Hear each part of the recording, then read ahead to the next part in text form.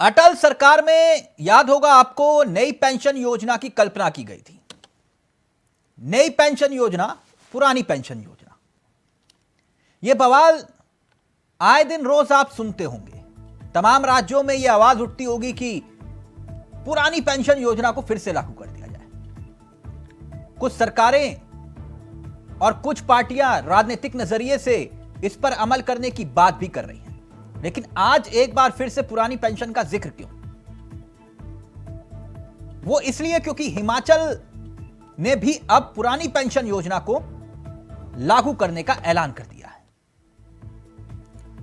और यह दिलचस्प कहानी है पुरानी पेंशन योजना और नई पेंशन योजना की, क्योंकि अटल सरकार में नई पेंशन योजना की कल्पना का जिक्र किया गया था और यूपीए की मनमोहन सरकार जब बनी तो न्यू पेंशन स्कीम को प्रभावी रूप से लागू करने की कोशिश की गई। यानी कि अटल सरकार ने कल्पना की और मनमोहन सरकार ने उसे धरातल पर उतार दिया।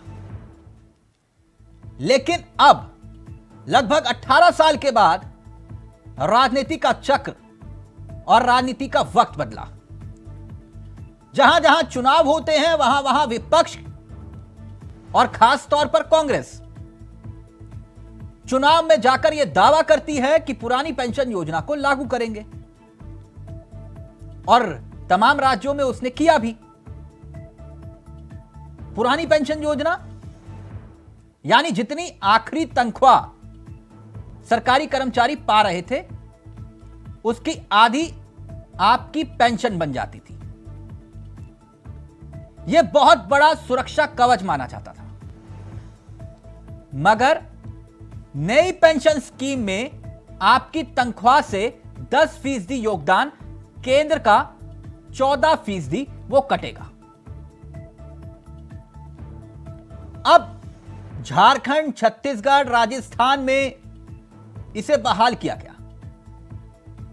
हिमाचल में कैबिनेट ने फैसला ले लिया कि पुरानी पेंशन योजना को बहाल किया जाएगा। मगर मसला हिमाचल में ही, क्योंकि कहानी में यहां पर एक बहुत बड़ा पेच है, अगर मगर किंतु परंतु।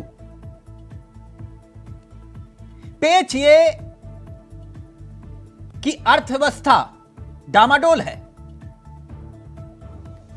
मसला हिमाचल में 7,500 करोड़ से जुड़ा है, जो कि केंद्र के पास है। केंद्र कहता है कि उनका तो निवेश हो चुका है, फंड्स में चले गए हैं, हमारे पास आपको पैसा देने के लिए नहीं है। निर्मला सीतारमण ये बात कह चुकी हैं, फंड नहीं मिलेगा। ऐसे ही राजस्थान में 35,000 करोड़ और छत्तीसगढ़ में 17,000 करोड़। यानी पैसा वापस मिलेगा नहीं तो यह योजना लागू होगी तो होगी कैसे? मगर यह भी हकीकत है कि यह राजनीति का एक बड़ा हथियार बन गया है। कांग्रेस इसे 2024 के लिहाज से एक बड़ा मुद्दा बना रही है, मगर सवाल आर्थिक हालात से भी जुड़ा है। आज इसी पर हम चर्चा करेंगे। हमारे साथ दो मेहमान इस वक्त इस कार्यक्रम का हिस्सा बन चुके हैं। कांग्रेस की तरफ से रत्नाकर सिंह हमारे साथ जुड़ गए हैं। रत्नाकर जी, बहुत बहुत स्वागत है आपका। हमारे साथ संजीव निगम जी भी जुड़ गए हैं, जो कि आम आदमी पार्टी का चेहरा है। मैं सीधा रुख कर रहा हूं रत्नाकर जी आपके पास। ये हिमाचल में भी आपने लागू कर दिया पुरानी पेंशन योजना को। सीना ठोक कर आज आप बोलेंगे भी, दम भी भरेंगे, मुझे पूरा यकीन है। लेकिन ये लागू होगी है रत्नाकर जी? जी, आज आपने अगर वीडियो देखा होगा कि हिमाचल की जनता जो कितनी खुश थी, उनके चेहरों पे ऐसा लग रहा था कि जैसे किसी का जीवन उद्धार हो जाता है, उनको एक सहारा मिल जाता है कि उनके बुढ़ापे का सहारा मिल जाएगा, अब उनका जीवन है सुखी बीतने लगेगा। वो खुशी देखकर नहीं लगता है कहीं न कहीं कि सरकार को ओल्ड पेंशन जो स्कीम है वो हर जगह लागू करना चाहिए। हम तो कुछ ही राज्यों में हैं और लागू कर रहे हैं। मैं ये कहना चाहूँगा शुरुआती स्टेटमेंट में ही कि देखिए हम वो पार्टी नहीं है जो वादा करते हैं चुनाव में और फिर उसको वादे को जुमला कह करके और उसको नहीं, पुरानी निभाते। पेंशन बहाल की हमने है। जो मेरे सवाल को ध्यान से सुनिएगा रत्नाकर जी, जो हाँ, मैं कह रहा हाँ, हूं, मैं कह रहा हूं हाँ, लागू भी करेंगे कि नहीं उसको। इसके पीछे मेरा एक बहुत बड़ा आधार है सवाल पूछने का। बिल्कुल लागू करेंगे। हमने जो कहा है वो किया है और आगे भी करेंगे। हमने कहा है ओल्ड पेंशन स्कीम जो है लागू जी। करेंगे, हमने लागू किया है। हमने कहा है कि हम महिलाओं को 1500 रुपया देंगे, हम उनको निश्चित रूप से देंगे। हमने कहा है 500 रुपये में सिलेंडर देंगे, हम बिल्कुल देंगे उनको। कर्जा हम कितना अपने भी बड़े वादों से राज्य पीछे हटते नहीं पर, है। आर्थिक बोझ ये कितना भी बड़े राज्य पर, कोई दिक्कत नहीं, नो टेंशन, बस वोट दीजिए, कोई दिक्कत नहीं। नहीं यही ना? अब वो नहीं, आप उसको दूसरे परिदृश्य में मत देखिए। निर्मला सीतारमण जी तो हमारे जो चीजें हैं उनमें रोड़ा अटकाएंगी ही, क्योंकि हमने उनके राष्ट्रीय अध्यक्ष के गृह राज्य में, अनुराग ठाकुर के गृह राज्य में उन्हीं को पटकनी दी है, तो वो रोड़े अटकाएंगे। लेकिन हमारे हक का पैसा क्यों नहीं देंगे? रत्नाकर जी, राज्य सरकार का जो रत्नाकर हक का जी, पैसा कैसे है, लेंगे अगर वो नहीं क्यों देंगे तो? मुझे चलिए एक उदाहरण बता दीजिए, अगर वो नहीं देंगे तो कैसे लेंगे? अच्छा, मैं आपको एक नहीं कई उदाहरण दे देता हूं कि हमने जो कहा है, और भारतीय जनता पार्टी ने कई बार इस पे सवाल उठाया है कि आखिर में बजट कहाँ है, ये कैसे कर पाएंगे। मैं आपको याद दिलाना चाहता हूँ 2013 में जब हमने फूड सिक्योरिटी बिल लाया था, तब सुषमा स्वराज जो है सदन में चीख चीख के कह रही थी, अरे ये तो बजटरी प्रोविजन है ही नहीं, तो लोगों को फूड सिक्योरिटी कैसे मिलेगा, लोगों को कहाँ से अन्न मिलेगा। हम आज भी उसको लागू किए और आज भी उस स्कीम का फायदा लोगों को मिल रहा है।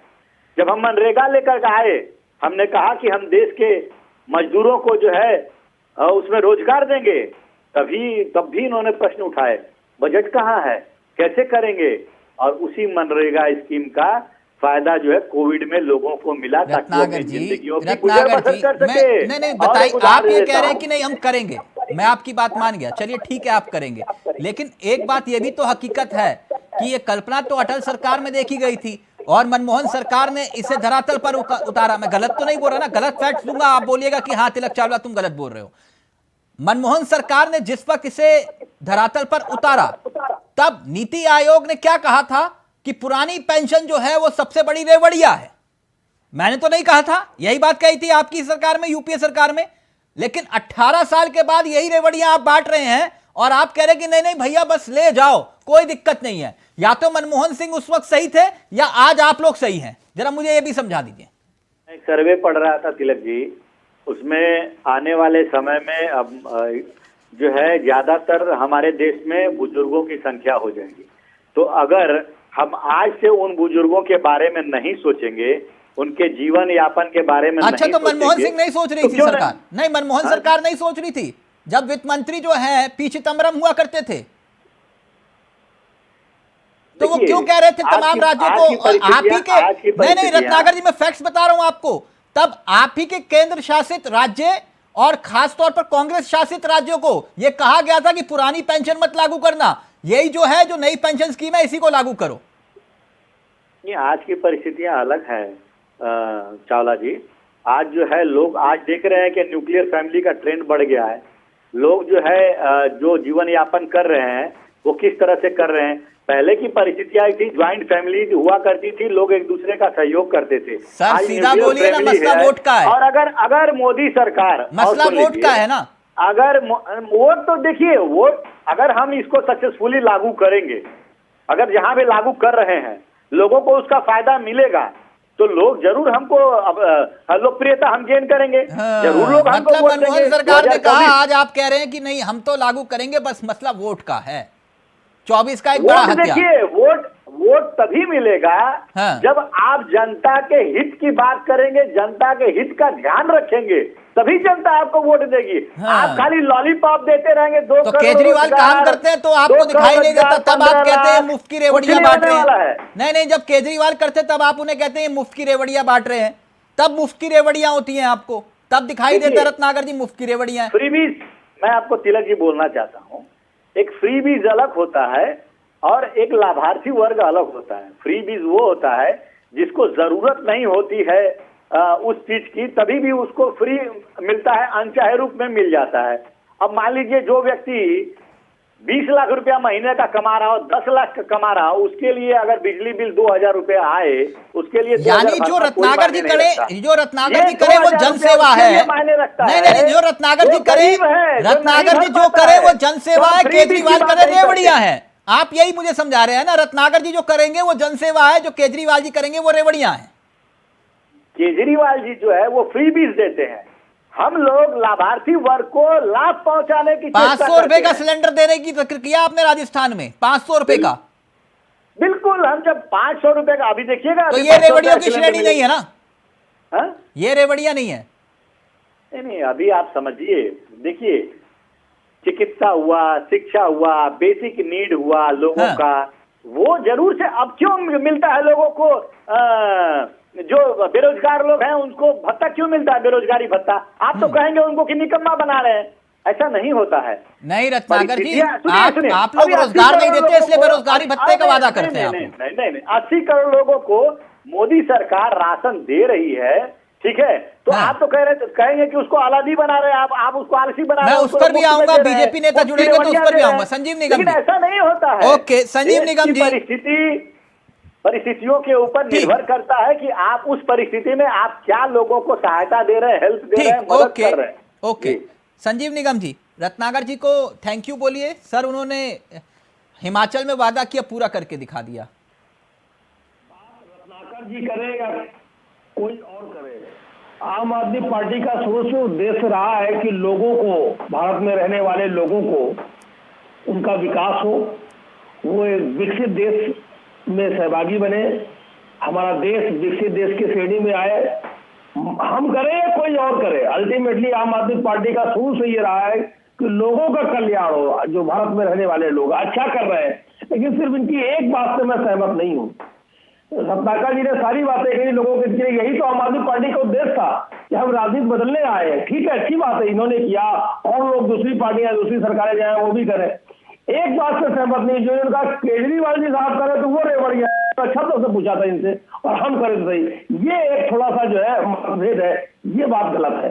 आप कर रहे हैं लोगों के लिए अच्छी करें, केजरीवाल साहब ने भी जो भी किए और आगे जहां भी वो करेंगे तो अच्छा है। तो ये भी भाव रखना चाहिए। ये गजब बात होगी संजीव जी आपकी।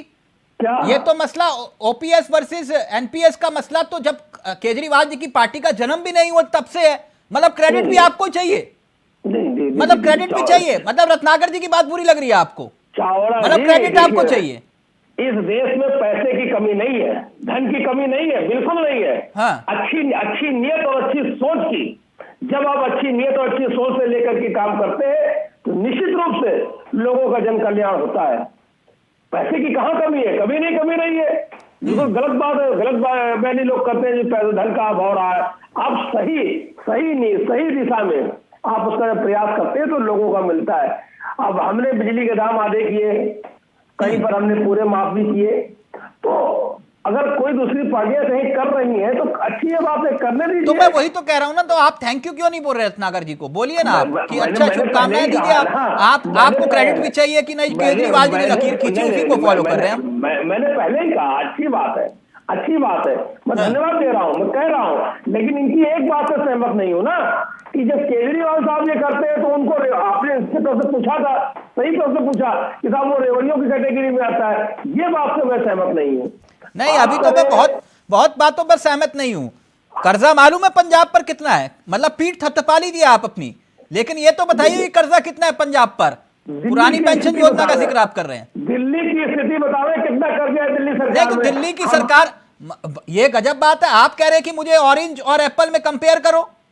ऑरेंज को ऑरेंज बोलूंगा, एप्पल को एप्पल बोलूंगा, सेब को सेब बोलूंगा, आम को आम बोलूंगा। आप कह रहे हो कि सेब और आम की तुलना करो। वो नहीं, वो 5 वर्षों में उसका भी स्तर हम जो है, जो आप देख रहे हैं, जो कर्जे का लेवल है, उस कर्जे का लेवल हम धीरे धीरे ईमानदारी से और ऐसी स्कीमें लागू करके उसको कम करेंगे। हमें समय दीजिए, हमें ठहराव दीजिए थोड़ा सा। 5 वर्षों के अंदर आप देखिएगा कि उसमें बहुत परिवर्तन आएगा। अच्छा, कर्जे का स्तर है, हमारी वजह से नहीं है। आपको लगता है 24 में एक बड़ा मुद्दा बनेगा? ये बन सकता है, इनकार नहीं किया जा सकता है इन बातों से। बन सकता है, बिल्कुल बन सकता है, इनकार नहीं किया जा सकता है। बाकी फिर परिस्थितियों पर निर्भर है, तत्कालीन परिस्थितियां किस दिशा में लेके जाएंगी क्या होगा हाँ। और तमाम उस समय निर्भर करेगा, लेकिन इससे इनकार नहीं किया जा सकता है कि ये ना, क्योंकि संशोधन समय समय पर होता रहा है, हमेशा होता रहा है, 52 के बाद से अच्छा, निरंतर होता ओके, रहा है, संशोधन ओके, की आवश्यकता रहती है। ओके। फाइनली हमारे साथ बीजेपी के नेता भी जुड़ गए और राजनीतिक विश्लेषक भी हमारे साथ इस कार्यक्रम का हिस्सा बन चुके हैं। मनीष गुप्ता साहब भी जुड़ गए हैं और बीजेपी की तरफ से भी हमारे साथ इस कार्यक्रम का हिस्सा बन चुके हैं राकेश सिंह साहब। राकेश जी, आपका भी बहुत बहुत स्वागत है। राकेश जी, पुरानी पेंशन योजना हिमाचल में भी लागू कर दी गई, आप लोगों के लिए कितना बड़ा सिरदर्द? देखिए, कोई सिरदर्द नहीं है। हर राज्य की अपनी व्यवस्था, अपनी अर्थव्यवस्था, अपने संसाधन है, उसको देखकर अगर उनको लगता है, लेकिन ऐसा ना हो कि पता लगा 1-1.5 साल बाद अपनी स्थिति को फिर कहें कि नहीं हमको विशेष पैकेज चाहिए, मुझको ये चाहिए। हर राज्य को अपने संसाधन, अपनी अर्थव्यवस्था और जो कुछ स्थिति है उससे भली बात वो वाकिफ है। ऐसा ना हो कि कल को आप कर्जदार हो जाएं और कहें कि नहीं नहीं मैं तो अब विशेष राज्य का पैकेज चाहिए, मुझे ये चाहिए, मुझे वो चाहिए। वो ध्यान में रखते हुए अगर हिमाचल सरकार ने किया है तो ठीक है, 1-1.5 साल 2 साल बाद उसका परिणाम आ जाएगा। यानी आप ये कह रहे हैं कि विकास की राह में रोड़ा है ओल्ड पेंशन स्कीम? मैं ये नहीं कह रहा हूँ कि अब विकास की राह में रोड़ा है। हाँ। ये मोंटेक सिंह अहलुवालिया की रिकमेंडेशन थी कि अगर इस तरह की योजना, इस तरह का अगर ओल्ड पेंशन स्कीम चलती रही तो इससे अर्थव्यवस्था और देश की अर्थव्यवस्था कंगाल हो जाएगी। नहीं, उन्होंने रेवड़ी शब्द का भी इस्तेमाल किया था। रेवड़ी शब्द का मैंने पूछा अभी रत्नाकर जी से, मैंने पूछा आपके जुड़ने से पहले मैंने यही सवाल पूछा था। मोंटेक सिंह अहलुवालिया कौन है? हाँ। उनकी नियुक्ति किसने की थी? ये रिकमेंडेशन मोंटेक सिंह अहलुवालिया का है। ये और मोंटेक सिंह अहलुवालिया कब योजना आयोग के उपाध्यक्ष थे? ये रत्नाकर जी से पूछिए, ये सिफारिश किसने की थी? नहीं, वो तो मैंने पूछा उनसे, मैंने उनसे पूछा, मैंने यही बात उनसे पूछी, यही बात मैंने उनसे पूछी थी, तभी मैंने आपसे यही सवाल पूछा कि ओपीएस, आप अपनी बात पर ना आप अपनी बात पर अड़िग है ना कि बीजेपी शासित राज्यों में ओपीएस किसी कीमत पर भी लागू नहीं होगा, चाहे कितना राजनीतिक नुकसान हो जाए। मैं ये कह रहा हूँ कि हर राज्य, हर देश, हर व्यक्ति, हर परिवार की अपनी एक व्यवस्था होती है, अपना एक संसाधन होता है, आय व्यय का उसकी एक व्यवस्था होती है। उसको ध्यान में रख के अगर आपको लगता है कि आपके पास संसाधन है, आपके पास अर्थव्यवस्था की अर्थ के आने की, आय की साधन है, तो आप एक वेलफेयर। सर, मैं आपकी बात समझ गया। मेरे सवाल को, राकेश जी आप बहुत समझदार प्रवक्ता हैं, कई बार दूसरा वही सवाल दोहराने की जरूरत नहीं पड़ती है। मैं आपसे फिर पूछ रहा हूं, यानी आप ये कह रहे हैं ना बीजेपी शासित राज्यों में किसी कीमत पर भी ओल्ड पेंशन स्कीम लागू नहीं होगी? मैं कह रहा हूँ कि मैं वही आपके सवाल का जवाब दे रहा हूँ। बीजेपी सरकार भी, अगर कोई राज्य सरकार को लगता है कि मैं संसाधन में ठीक हूँ, मेरी स्थिति ठीक है, मैं हाथ नहीं फैलाऊंगा किसी के सामने, कल को रोना नहीं रोऊंगा, क्योंकि मेरी आय की स्थिति ठीक है, तो हम जितने वेलफेयर स्कीम चलती है वो अपनी व्यवस्था को देखते हुए चलते हैं। यानी बीजेपी शासित राज्यों में पैसों की कमी है? हिमाचल सरकार को, यानी बीजेपी शासित राज्यों में पैसों की कमी है जिस वजह से इसको लागू नहीं किया जा सकता? मैं कह रहा हूँ कि ये तो 2 साल बाद जो राज्य सरकारें नहीं लागू कर रही हैं वो अपनी व्यवस्था को देख रही है। हिमाचल सरकार ने ये कदम बढ़ाया है तो हिमाचल सरकार के परिणाम भी एक देंगे। ठीक, राकेश जी मैं समझ गया, आप जवाब नहीं देंगे अभी। खैर, मनीष गुप्ता जी, ये लागू तो कर रहे हैं लेकिन कर पाएंगे? मैंने ये सवाल रत्नाकर जी से भी पूछा और यही सवाल मैंने संजीव जी से भी पूछा।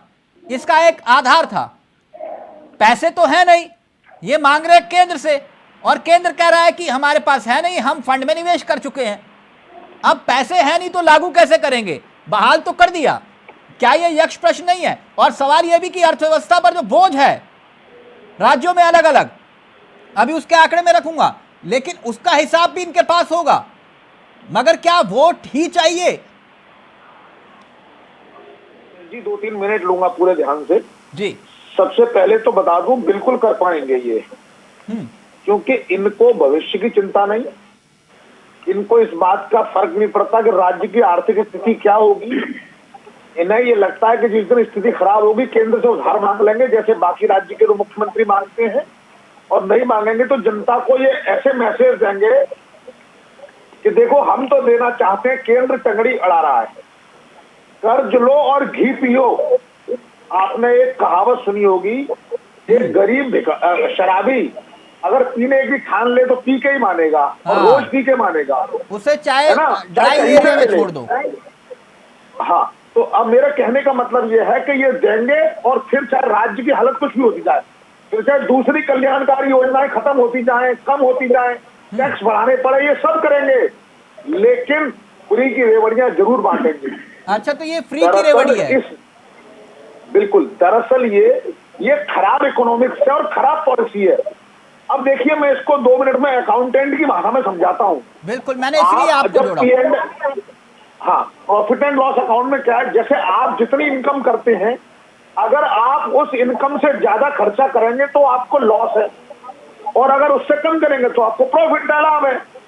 अब यहाँ हम क्या करते हैं, हम जो इनकम होती है और उसमें जो खर्चा है वो तो लगा लेते हैं, और एक कर्मचारी के रिटायर होने पर उसकी पूरी जिंदगी और उसके न रहने पर उसकी विधवा पति या पत्नी उसकी पूरी जिंदगी तक जो पेंशन देंगे उसका प्रोविजन हम अपनी बुक्स में करते ही नहीं है।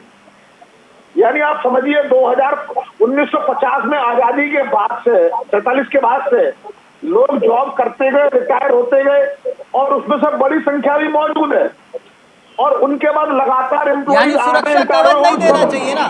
सुरक्षा कवच की कोई गारंटी ना हो? नहीं, बिल्कुल 100% गारंटी हो, लेकिन उसकी योजना बने। जैसे आज तिलक जी, आप प्राइवेट सेक्टर में जॉब करते हैं, मैं प्राइवेट सेक्टर में काम करता हूँ, आपको भी तो अपने बुढ़ापे की चिंता है ना, तो आपको क्या करना चाहिए, अपनी आय का एक निश्चित सम आपको 2-3 तरह के अलग अलग अरेंजमेंट में इन्वेस्ट करना है, और वो आप उसके लिए सरकार ने एक पॉलिसी बनाई, एनपीएस, नेशनल पेंशन स्कीम। इसमें ना सिर्फ सरकारी बल्कि गैर सरकारी, प्राइवेट, मजदूर, गृहिणी, कर्मचारी, घरेलू कामगार। मनीष जी, आपने जो बात कही, मुझे एक मजबूरन ब्रेक लेना पड़ रहा है। ब्रेक के उस पार यही सवाल लेकर आऊंगा आंकड़ों के साथ, जो बात मनीष जी कह रहे हैं। रत्नाकर जी, संजीव जी, आंकड़ों के साथ बात करेंगे। ब्रेक के उस पार सबका अपना अपना वर्जन आ गया, अपनी अपनी बाइट आ गई, लेकिन यहां पर एक महत्वपूर्ण सवाल यही है कि पुरानी पेंशन योजना 24 के लिए सियासी टेंशन है बीजेपी के लिए। आंकड़ों के साथ बात करेंगे ब्रेक के उस पार, जल्द हाजिर हो रहे हैं। तो पुरानी पेंशन योजना को लेकर तमाम सवाल और सवालों के बीच खड़ा हुआ संग्राम, एक महत्वपूर्ण सवाल कि क्या वाकई में 2024 के लिहाज से एक बड़ी टेंशन का सबब होगा बीजेपी के लिए पुरानी पेंशन योजना। सीधा रुख करें अपने मेहमानों की तरफ। ब्रेक से पहले जो सवाल थे, उन सवालों का जवाब रत्नाकर जी आपसे चाहेंगे। आपने सुना जो बात मनीष जी कह रहे थे ब्रेक से पहले, वो कह रहे थे कि कर्ज लेकर घी पीना अच्छी बात नहीं है और कांग्रेस को यह बात समझनी चाहिए। देखिए, मनीष जी की बात पे मैं ये कहना चाहूंगा कि मनीष जी लगे हाथों अगर भारत सरकार को यह सलाह दे देते कि वह 8,000 करोड़ के प्लेन, 20,000 करोड़ के central vista project, bullet train, river cruise, sea plane जैसे ये तमाम जो योजनाएं हैं जो अमीर मित्रों के लिए कर रहे हैं, या फिर ये सेंट्रल विस्टा जो अनावश्यक खर्चे कर रहे हैं, उन सारे पैसों का अगर वह इस्तेमाल गरीब रिटायर्ड लोगों के लिए करते या जो जरूरतमंद के लिए करते, तो ये ज्यादा भारत की जनता के हक के लिए अच्छा होता। तो लगे हाथों जरा मैं उम्मीद करूंगा कि ये सलाह भी दे देंगे। रही बात दूसरी चीज, मैं भारतीय जनता पार्टी को कहना चाहता हूँ कि भारतीय जनता पार्टी ये दावा करती है कि हम देश की 5वीं सबसे अगर 5वीं सबसे बड़ी उभरती हुई अर्थव्यवस्था है, तो यह क्या चंद अमीरों के लिए मनीष जी की बात को आप गलत ले गए। नहीं, मैं आंकड़ों से समझा देता हूं। मनीष जी की बात को आप गलत ले गए। रत्नाकर जी, एक मिनट। उदाहरण के तौर पर हिमाचल में 9,090 करोड़ रुपया अपना राजस्व है, समझिएगा इस बात को। हिमाचल का उदाहरण दे रहा हूं आपको, ठीक। और पेंशन का जो पुट है वो 7,266 करोड़, यानी कि करीब 80% सिर्फ पेंशन और तनख्वाह में जा रहा है। राजस्थान की बात करूं तो यह आंकड़ा सिर्फ 30% के करीब है। पंजाब की बात की जाए 34%, झारखंड 31%, छत्तीसगढ़ में कर्जा है 91,000 करोड़ तक का। वो ये समझा रहे थे आपको। नहीं, मैं चावला जी, मैं एक चीज कहना चाहूंगा। एक मिनट सुनिए चावला जी, ये जो भाई साहब है, आप कर रहे हैं। आप अपनी बात में कोई आंकड़े लाइए, अपनी बात में कोई आंकड़ा रखिए, अपनी बात को लॉजिकल करिए। सिर्फ ये कह देना कि इतने फलाने खर्च हुए, कोई लॉजिक नहीं है। अरे मैं बोल लूं चावला जी, मैं बोल लूं कि तो यही बोलेंगे, आंकड़ों यही के के बाद मैं साथ बोलूं। कोई तथ्य रखिए, मेरे तथ्य के आधारित मत करिए। अरे बिना तथ्य का मैं कभी बात ही नहीं करता। मैं आपने बोलूं कोई बात ही चावला नहीं जी? की तथ्य के साथ, आपने एक भी तथ्य नहीं दिया आज। अरे महाराज, आप बहुत लेट जुड़े, आप बहुत लेट जुड़े। मैं तमाम तथ्य और तमाम उदाहरण दे चुका था, आप बहुत लेट जुड़े। आप देख लीजिएगा उसको। चावला जी, मैं अपनी बात रख लूं? रत्नाकर जी प्लीज जल्दी से, फिर आ रहा हूं मनीष जी आपके पास, संजीव जी आपके पास आ रहा हूं। नहीं, ये जो आप आंकड़े जो कह रहे हैं 9,700 करोड़ का, ये आंकड़ों पे मुझे अभी शंका है, क्योंकि मैं दूसरे चैनल पे देख रहा था वही कि सैलरी देने के बावजूद और राज्य के अन्य खर्चों के बावजूद लगभग 43% जो है हमको राजस्व जो बच रहा था विकास कार्यों पे खर्चा करने के लिए। अच्छा, तो देखिए, नई पेंशन योजना के तहत नहीं होगा वो सर, नई पुरानी पेंशन योजना लागू करेंगे तो और कम हो जाएगा ना वो। नहीं, अभी जो हाल फिलहाल का जो बजट है उसी की बात कर रहा हूं मैं। अभी नई पेंशन योजना सर जो आप मुझे समाहित बता रहे हैं करना मैं है। समझ रहा हूँ, 100 रुपए हमने कमाए, 24 रुपए जो है वो तनख्वाह और उसमें चले गए, आपके पेंशन में 14 रुपए चले गए, है ना, हिमाचल के लिहाज से। तो विकास कार्यों में बचे 45 रुपए, और अगर आप नई पेंशन योजना का जिक्र करके हटके पुरानी पेंशन योजना को लागू करेंगे तो वो पैसा तो और कम होगा ना, मैं ये कह रहा हूँ। हाँ, मैं वही कह रहा हूँ कि अगर अभी विकास कार्य अभी 45% जो है वो फंड हमारे पास है जो विकास कार्य के लिए खर्चने हैं, और राज्य के और जो राजस्व हैं वो राजस्व तो हमको और बढ़ाने हैं या फिर और राजस्व के तरीके हमको खोजने हैं जिससे कि सरकार को राजस्व हासिल हो। तो वो सारी चीजें तो हम करेंगे ना। हम बहुत सारी कंपनियों को इनवाइट करेंगे, पहले आप डेवलपमेंट प्रोग्राम करेंगे। मनीष जी, अपनी बात कह लूं जरा, एक मिनट रत्नाकर, एक मिनट, उनका पॉइंट आने दीजिए। उन्होंने सवाल उठाया था, आपने उन्हीं को कोट किया है। मनीष जी जवाब दीजिए जल्दी से। वो ये कह रहे हैं कि ऐसा नहीं कर्ज लेकर घी पी रहे हैं, हमें मालूम है कि हम क्या कर रहे हैं। अभी इन्होंने कहा कि लोगों की लाइफ स्टाइल में चेंज आ गया है, न्यूक्लियर फैमिली रहती है, इसलिए लोगों को पैसे देने जरूरी। 100% इनकी बात आधारहीन है, क्योंकि क्या ऐसा कोई सरकार ने, कांग्रेस ने, किसी आयोग ने ऐसा कोई सर्वे किया जिस पर यह तय किया गया कि अब न्यूक्लियर फैमिली ज्यादा है? नहीं, ऐसा कोई आंकड़ा इनके पास नहीं है। अब दूसरी जो बात है उस पर मैं कमेंट करने में भी मुझे अच्छा नहीं लग रहा है, हास्यास्पद बात है। इन्होंने कहा कि हम नए तरीके खोजेंगे। सरकार ऐसे चलती है क्या कि आप चुनाव मुझे दीजिएगा, मुझे बात करने के लिए दीजिएगा, मुझे जवाब देने के लिए दीजिए। पहले मैं ढूंढेंगे जवाब देता। भाई साहब, आप दीवार स्वप्न मत देखिए।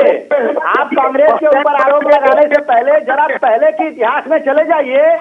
आप ही लोगों ने, भारतीय जनता पार्टी ने हमारे ऊपर तमाम प्रश्न खड़ा किए थे कि मनरेगा स्कीम कैसे लागू किया जाएगा, बजट कहाँ से आएगा। आपने जब हम बोले कि किसानों को 4 गुना मुआवजा देंगे तो आप लोग हो हल्ला मचाने लगे सदन में, कहां से करेंगे। वो भी हमने किया। हमने 2013 में फूड सिक्योरिटी बिल जो लाया उसमें भी हल्ला मचाया जा रहा है, सुषमा स्वराज मचा रही थी, हमने वो भी किया। तो हमने किया है वो हम करेंगे। आप इस बातों पर आरोप लगा करके लगाइए। आप अगर आप आर्थिक विशेषज्ञ हैं तो जरा अपनी बुद्धिमत्ता का परिचय किसी राजनीतिक की तरफ मत दीजिए, आर्थिक विशेषज्ञ की तरफ दीजिए।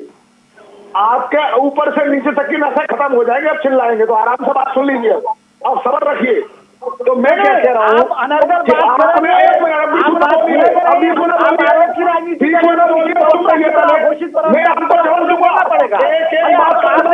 आपने प्रश्न उठाए केंद्र सरकार के ऊपर प्रश्न उठाए क्या कि 2014 में 59 लाख करोड़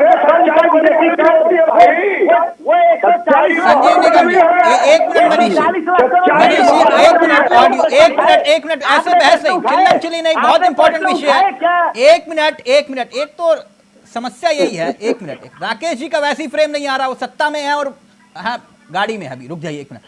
संजीव जी बताएं। बात जो मनीष जी कह रहे हैं कुछ हद तक उसमें वजन इसलिए है, पंजाब पर 3,85,000 करोड़ का कर्ज है, समझ रहे मेरी बात। और आप कह रहे तुम ये भी फ्री ले लो, वो भी फ्री ले लो, जो चाहिए वो फ्री ले लो, बस वोट हमें दे दो। अरे भाई चावला जी, आपको अगर कोई राजनीतिक पार्टी चुनावों में जाती है और ये कहती है हमें वोट दे दो, तो आपको इससे गुरेज क्या है? नहीं तो भाई, वोट अब मांगने के लिए तो राजनीति कर रहे हो सर, हरिद्वार में बैठ के सत्संग करने के लिए थोड़ी ना कर रहे हो आप। चुनावों का मौका आता है तो हम वोट तो मांगेंगे। चुनावों के दरमियान लोगों ने हमें जब चुन करके बिठाया है तो हम उसी दिशा में कदम बढ़ा रहे हैं, हम काम कर रहे हैं। जो पंजाब पर 3,85,000 करोड़ का कर्जा है। कर्जा जो है, तो ये पिछली सरकारों ने जिस तरीके से गैर जिम्मेदाराना तरीके से कार्य किया, ये उसका हम धीरे धीरे उसको जो है, अभी 5 वर्ष हमारे पास है। मैं उस कर्जे को एकदम से कोई जादू की छड़ी तो नहीं है, मैं उससे उसका लेवल आपको कह रहा हूं। मैं ऐसी योजनाएं आम आदमी पार्टी की सरकार वहां ला रही है। आपने सुना होगा तमाम वो खादान का भी जो है काम बंद था, वहां का भी वो भगवंत मान साहब ने चालू कराया। तमाम ऐसे काम है जो बंद पड़े थे सही दिशा में, तो वो कर्जे का लेवल भी कम होगा, धीरे धीरे कम होगा, एकदम से तो नहीं कम हो जाएगा। 6 महीने हो गए। संजीव जी, उदाहरण के तौर पर मेरी बात को समझिएगा। उदाहरण के तौर पर अभी हाल ही में जब ये योजना को लागू किया गया राजस्थान में, तो अशोक गहलोत ने पत्र लिखा मुख्यमंत्री जी ने केंद्र को, तो केंद्र ने कहा कि भैया PFRDA का पैसा तो हमने फंड में लगा दिया, बात खत्म, हमारे पास नहीं है। तो मैं यही बात कह रहा हूं, आप इसे लागू करेंगे तो करेंगे कैसे? आपने बहाल तो कर दिया, और फिर वही बात हुई ना, मनीष जी कह रहे हैं कि आप लोग जाकर विक्टिम कार्ड खेल लेंगे, कहेंगे कि देखिए केंद्र तो दे नहीं ना, हमने तो बहाल कर दिया। आप अपनी जगह आपका सही है, तार्किक प्रश्न है आपका, आप आगे पीछे की सब आप सोच करके कह रहे हो। हम लोगों ने भी, जो सरकारें हैं वो भी आगे पीछे का सोच करके कार्य करती हैं, ऐसा नहीं है। अच्छा, हर राज्य सरकार का केंद्र सरकार से मांगना कोई नाजायज बात नहीं, जायज प्रश्न है। बिहार के समय पर मांगते हैं, लेकिन ठीक है, वहां से क्या मिला क्या नहीं मिला है कि वो अलग प्रश्न है। मतलब केंद्र पे छोड़ दोगे ना आप?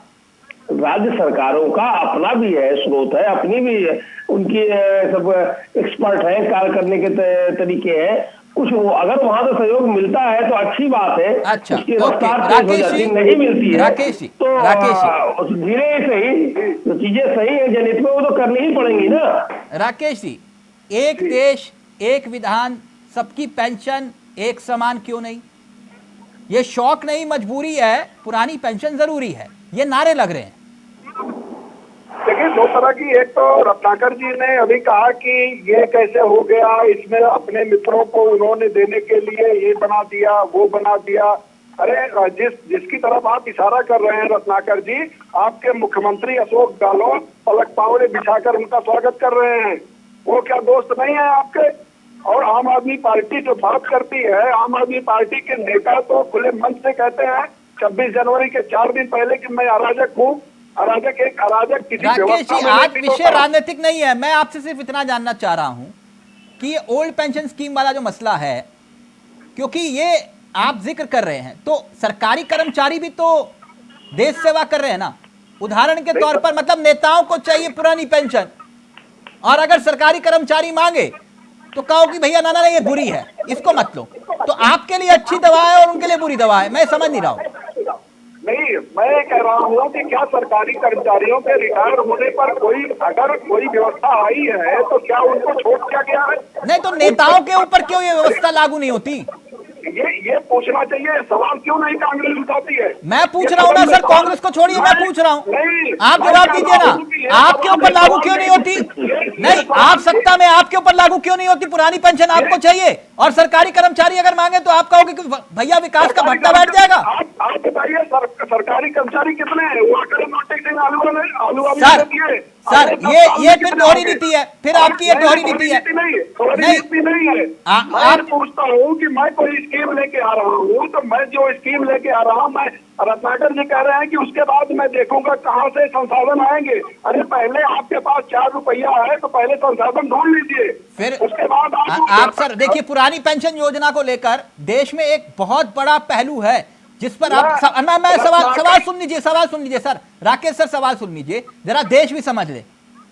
आर्मी, नेवी, एयरफोर्स, OPS लागू है, पुरानी पेंशन योजना है सर। और अब दिल्ली हाई कोर्ट का फैसला आया है और केंद्र को कहा, केंद्र अर्धसैनिक बल का जो है उसे शामिल करने का जिक्र किया है, उसे भी आपको OPS देना पड़ेगा और वो भी 2 महीने के अंदर। ठीक, केंद्र सरकार से लागू करे ये कहा है, लेकिन एक बड़ा सवाल है, जरा देश सुन ले। अग्निवीर योजना में पेंशन मिलेगी क्या?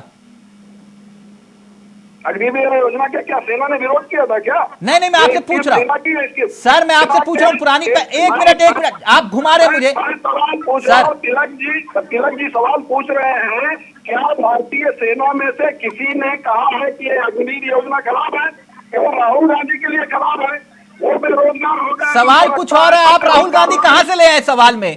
हर सवाल का जवाब राहुल गांधी नहीं होता सर। क्यों नहीं? मैं आपसे पूछ रहा हूं, क्या अग्निवीर में पेंशन मिलेगी? अग्निवीर में पेंशन मिलेगी? मैं कह रहा हूँ कि ये योजना अगर पत्रकारों के लिए अगर कोई योजना है, कोई सैनिक बता लीजिए, सेना ने कहा विरोध किया, सेना के बिना सिफारिश से हुआ, बिना सलाह मशविरा से हुआ। सर अग्निवीर में पेंशन मिलेगी क्या? मैं आप इतना भड़क क्यों रहे हैं? पता ही नहीं है। आप अग्निवीर पेंशन में ना अग्निवीर योजना में पेंशन मिलेगी 4 साल में? मैं कह रहा हूँ कि अग्निवीर योजना का क्या सेना ने विरोध किया? क्या उसकी सिफारिश नहीं थी? क्या उससे सलाह मशविरा नहीं? सर सवाल कुछ और है, आप सेना पर ले जा रहे हैं सर। सर देश की सेना का कर्ज हम लोग मिलकर भी नहीं उतार सकते। ये नियत है इन लोगों मैं की। कुछ और बात कह रहा हूँ, आप कुछ और सवाल कहीं और घुमा रहे हैं। क्या सेना ने कहा कि योजना ठीक नहीं है? क्या उससे बिना सलाह मशविरा के आप लागू कर दिए? सर मैं पेंशन की बात कर रहा हूँ, आप प्रश्न पूछिए भैया, जवाब दे रहे, चुप रहिए आप। सिर्फ पेंशन की बात नहीं कर रहे, अग्निवीर की बात कर रहे हैं। मैं राकेश जी उदाहरण के तौर पर समझाता हूं, जरा देश और जरा गहराई से समझे। एक आंकड़ा है, उत्तर प्रदेश विधानसभा के करीब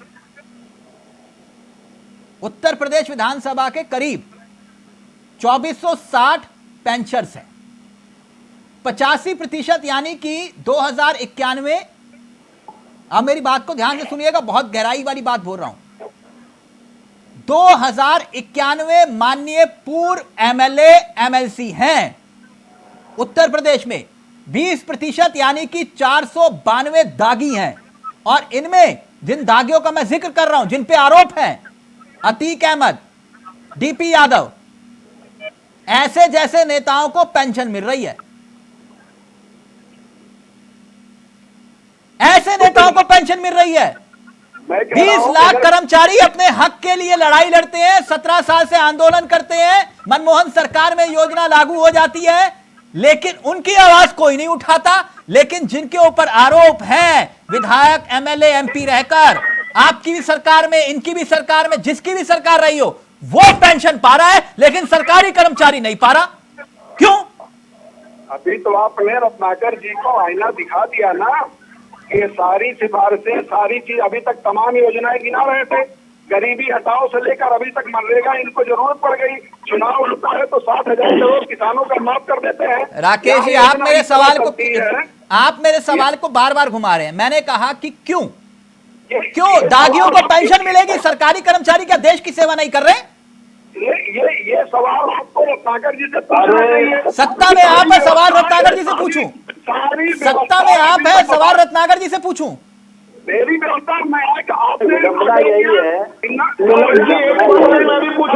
आ रहा हूं मनीषी, एक मिनट आ रहा हूं, एक मिनट राकेश जी, विकास के लिए राकेश जी आपका फ्रेम ब्लैक हो गया। हाँ अब आए। राकेश जी मैं ये कह रहा हूं कि उदाहरण के तौर पर केंद्र में 40 लाख सरकारी कर्मचारी हैं, भले ही 9 लाख पद खाली पड़े हुए हैं, है कि नहीं? और इंडियन एक्सप्रेस की एक रिपोर्ट थी, उस रिपोर्ट के अनुसार पुरानी पेंशन योजना को लागू करने वाले राज्यों में कांग्रेस शासित राजस्थान, छत्तीसगढ़ शामिल हैं, और पंजाब के साथ साथ अब हिमाचल भी हो गया। ठीक, आप ये कह रहे हैं इसका कोई फर्क नहीं पड़ेगा, कोई फर्क नहीं पड़ेगा। आप मुझे यही समझा रहे हैं कि आप कुछ भी कर लीजिए, बीजेपी शासित राज्यों में पुरानी पेंशन योजना लागू नहीं होगी। आप मुझे यही समझा रहे हैं ना? मैं ये समझा रहा हूँ आपको तिलक जी कि आपकी व्यवस्था, अभी आपने कहा कि आप कोई योजना ला रहे हैं, आप ओपीएस योजना ला रहे हैं, आपको पहले तो आंकड़े प्रदेश के सामने, देश के सामने रखने चाहिए कि आपका आय कितना है, व्यय कितना है। सर मैंने सारे आंकड़े रखे, आप थोड़ा लेट जुड़े, मैंने सारे आंकड़े रखे। मैंने हर राज्य के आंकड़े रखे, मैंने अपना बराबर ना ना ना ना मैं सर राकेश सर मैं सर देखिए राकेश जी मेरी बात सुनिए। राकेश जी देखिए मैं अपना बराबर रखता हूँ, ठीक, मैं अपना बराबर रखता हूँ और आंकड़ों के साथ बात करता हूँ। हिंदू मुसलमान करवाना होता तो अभी कब का मैं करवा देता। मैं आंकड़ों के साथ बात रखता हूं। मैंने रत्नागर जी से वही सवाल किए कि आपके हिमाचल में कितना कर्ज है, पंजाब में कितना कर्ज है। मैंने संजीव जी से भी पूछा, 75,000 करोड़। मैंने हर सवाल पूछा इनके ऊपर कितना कर्ज है। 75,000 करोड़। राकेश जी ऐसा नहीं है, आप हिट एंड रन वाली मेरी आदत नहीं है, प्लीज। नहीं, आपने सवाल पूछा, मैंने उसको सुना, आपके आंकड़े को सुना, वही आंकड़े गवाही देते हैं हिमाचल की योजना के। और रत्नाकर जी का जवाब ये था कि वो कह रहे हैं कि मैं बाकी संसाधन जुटाऊंगा बाद में। अरे पहले पैसा कमाया जाता है फिर खर्च किया जाता है, पहले आय के साधन जुटाए जाते हैं फिर व्यय किए जाते हैं। और ये पहले व्यय करेंगे बाद में सोचेंगे कि कैसे इकट्ठा किया जाए। ये दोनों योजनाओं, दोनों की नीतियों में अंतर है बीजेपी और कांग्रेस की। अच्छा ओके राकेश जी, वो जो फ्री में अन्न देते हैं वो रेवड़िया नहीं है ना राकेश जी जो फ्री में अन्न देते हैं वो तो रेवड़िया नहीं है ना। हेलो, मैंने कहा सर वो रेवड़िया तो नहीं है ना जो फ्री में अन्न देते हैं आप। हेलो, क्या वो सर आवाज चली गई? हाँ आ रही। मैंने कहा कि वो रेवड़िया नहीं है जो आप फ्री में अनाज देते हैं। फ्री में अनाज 2 साल के कोरोना में जो स्थिति कमर टूटी है गरीबों की, कोरोना खत्म हो गया है। नहीं मानते। कोरोना खत्म होने के बाद एक बार 2 साल बैठ जाता है कोई आदमी ना। आप ही के सांसद बोल रहे हैं फ्री फंड में, मैं तभी ये शब्द इस्तेमाल कर रहा हूँ। उसको खड़े आप ही के सांसद बोलते हैं फ्री फंड में। तिलक जी, रत्नाकर जी को समझ में नहीं आएगा, गरीबी हटाओ के बाद मरेगा वो नहीं। रत्नाकर जी मैं आ रहा हूँ मनीष जी आपके पास इसके बाद। रत्नाकर जी एक सवाल ले रहा हूँ मेरा। एक मिनट सरकारी कर्मचारी भी ना सर खुजला रहे होंगे, कह रहे होंगे कौन सच बोल रहा है कौन झूठ बोल रहा है ना। वो भी कह रहे होंगे अरे राकेश जी तो देश हित की बात कर रहे हैं और रत्नाकर जी कह रहे हैं कि हमारे प्रॉफिट की बात। अब देश हित में जाए या वही वाली बात हो गई।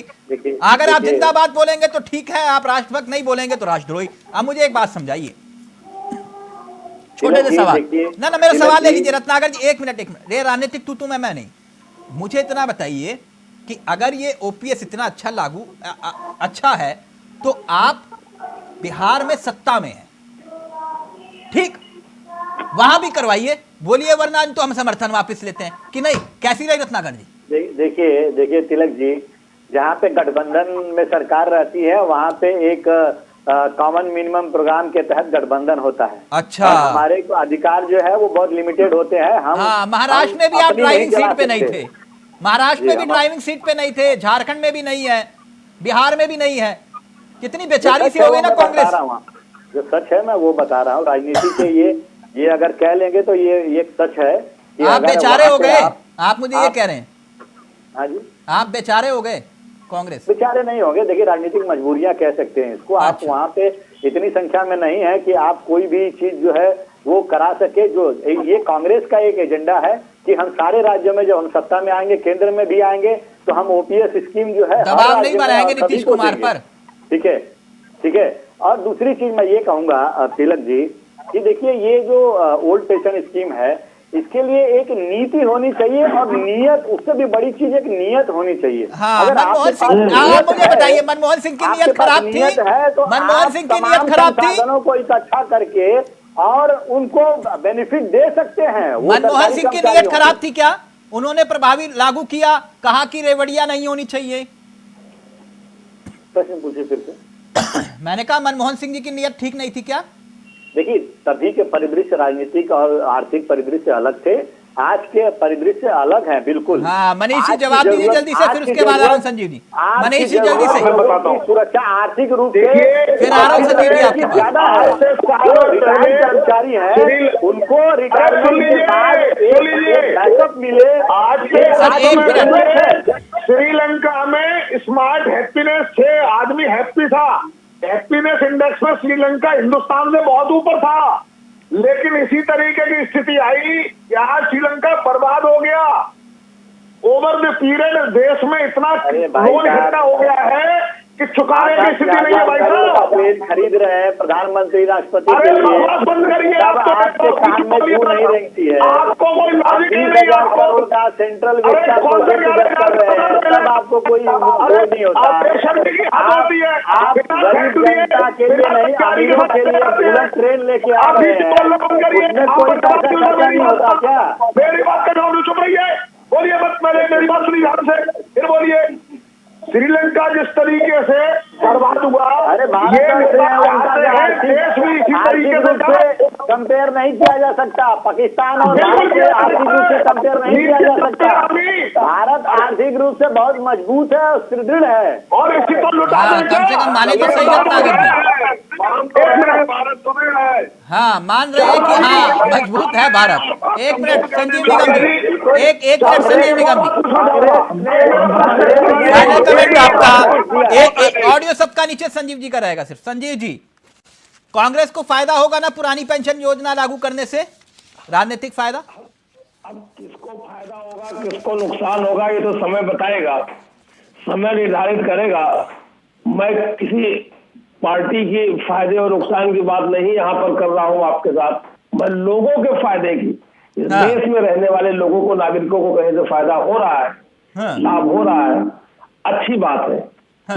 मैं किसी राजनीतिक दल के लिए आकलन करने यहाँ नहीं आपके साथ बैठा हूँ, किसको फायदा हो रहा है किसको अच्छा, नुकसान तो हो रहा आम है। आदमी पार्टी को फायदा नहीं होगा? नहीं, देखिए आम आदमी पार्टी राष्ट्रीय पार्टी बन चुकी है। अच्छा। तो अब आप नहीं कहेंगे हमें कि हम राष्ट्र की बात नहीं करते हैं, आप दिल्ली की बात करिए, सिर्फ स्वयं पंजाब की बात करिए जी। हाँ, हम आम आदमी पार्टी के एक जिम्मेदार सिपाही है। हम सारे लोग मिलकर के पूरे राष्ट्र के लिए, हर राज्य के लिए, हाँ। हर राज्य के लोगों के लिए कैसे कैसे इस हम सोच रहे हैं, हम विचार कर रहे हैं और आगे कैसे उनके लिए कार्य किया जाए। हाँ। इस दिशा में हमारा जो है ये वही वाली बात है संजीव जी आपकी। कभी महात्मा गांधी जी ने चुनाव नहीं लड़ा, मेरी बात को समझिएगा। लड़ा कभी नहीं ना? कभी जेपी ने चुनाव लड़ा क्या? नहीं ना, है ना? लड़े नहीं लड़े?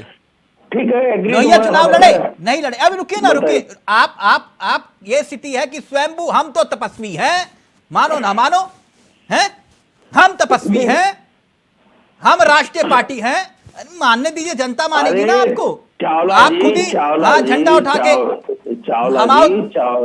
पीठ थपथपाइए।